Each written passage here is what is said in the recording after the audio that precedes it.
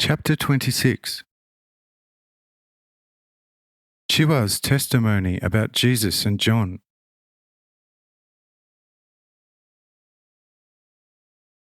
After which the speaker Chiwa says, "What for such foolish grind for us initiates?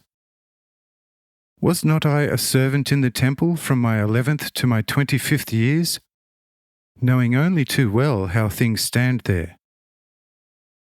Had I been bent on maliciousness, what betrayal could I not have wrought already?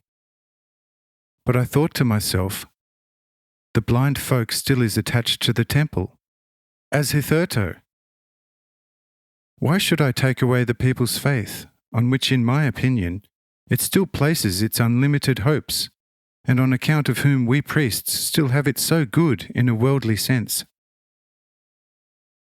If we should now tune our strings too tightly, then they shall snap and our song shall be done for, after which we can start looking for fishing nets and begin to fish where the sea is bottomless. How shall we counter the power of our daily more numerous enemies? Do you think that the temple is then going to protect us? Don't entertain such hopes, because a great many Jews already dwell in Rome, in stately mansions studded with great treasures scooped up in the temple illegally. These shall be as little our advocates as the present Templars, who like swallows are holding their wings extended already to take at the first opportunity a journey over the great sea to Italy in Europe, not intending a return to Asia.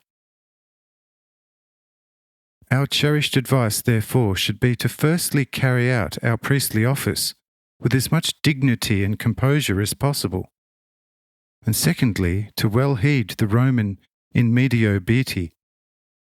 The middle way is the right one. Otherwise we might have to, in a few years, transfer to fishing. Besides all that, two men in this time make their appearance whose eternally imponderable might would suffice to, in a few years, win the entire earth for themselves with their doctrine. Firstly, John, who is no longer among us mortals, whose doctrine nearly half of Judah and Galilee converted to, and is still doing so even more stubbornly now than it was in his lifetime.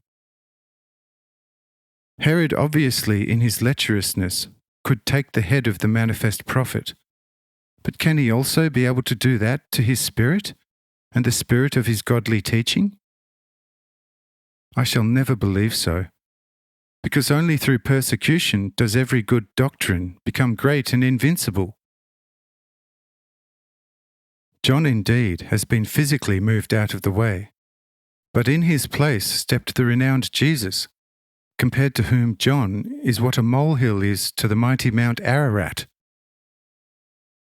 His superhumanly gentle and measurelessly benevolent, most liberal appearance and demeanour, his profoundest wisdom in every phrase of his speeches, to whose purely divine and easy-to-grasp truth no man of any intellect of even pea-size unctuousness disputes its heavenly descent for even a moment.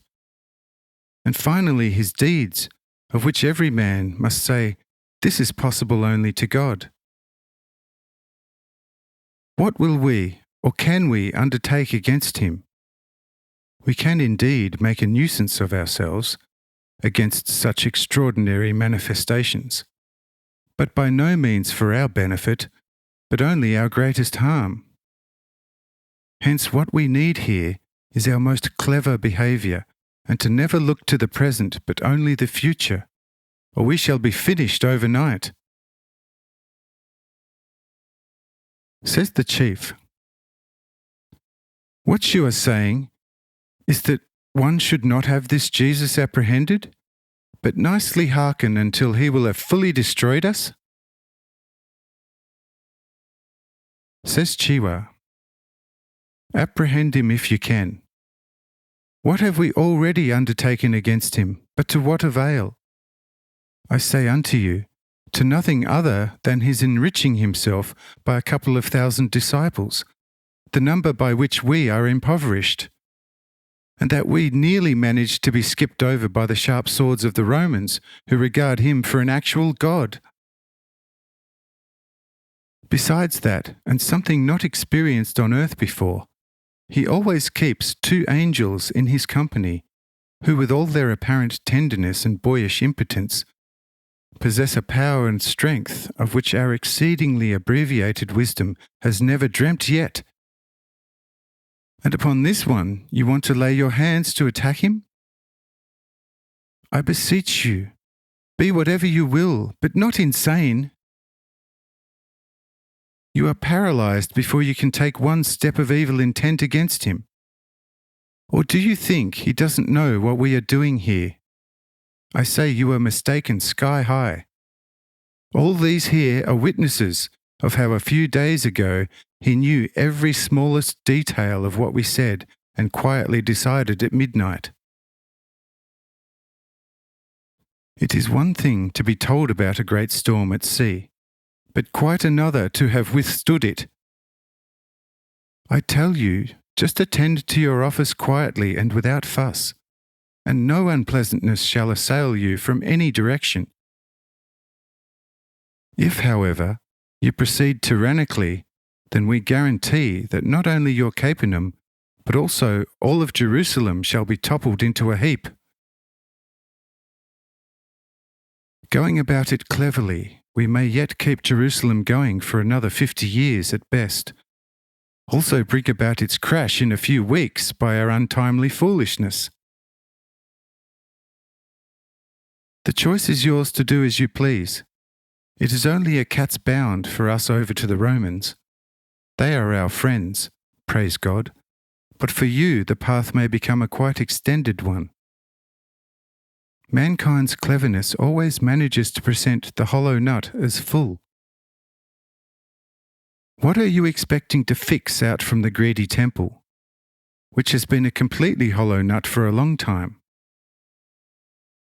Is it not much more clever to go along with a promising development? I say to you openly that all the mightiest Roman lords now let themselves be led by Jesus like lambs.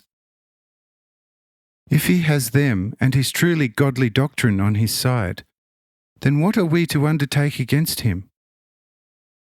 Just the merest intention to seize him, and you are as good as grabbed yourself, and no man shall do a thing for your release. But if you behave intelligently, then the Romans shall be your friends too, and your existence shall be a good one, like that of Jairus. But go and do as you will, and the results will show whether our advice was friendly or otherwise.